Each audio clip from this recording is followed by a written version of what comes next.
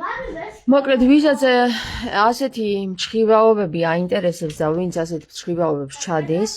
ჯერ ხომ ხელები დაელეწება და დაემტვრევა და მეორე კიდე თავისი მრევლი არის თუ ისი მრევლისგანაც ეს მომდინარეობს მთლიანად დაიშლება და გაცამტვრდება და მესამე კიდე აი ასეთ საკითხებს ვინც ამას ჩადის და ვინც ასეთ მჩხივაობას ჩადის საერთოდ ქრისტესთან არანაირი კავშირი არ აქვს და აქედან კიდე უფრო მეტად გამომჟღავნდა რომ ნიკოლოზის მრევლი აშკარად ქრისტესთან კი არა სატანასთან უფრო არის და ალბათ რა ვიცი ანტიქრისტესთან რა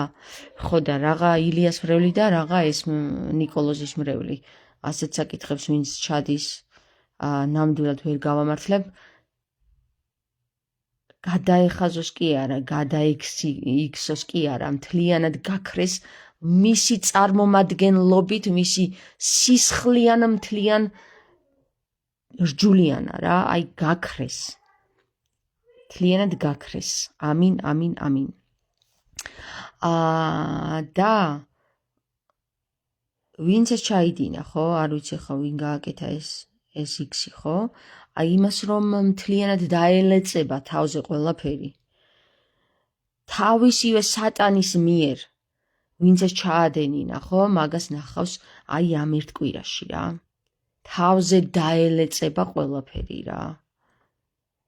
ამინ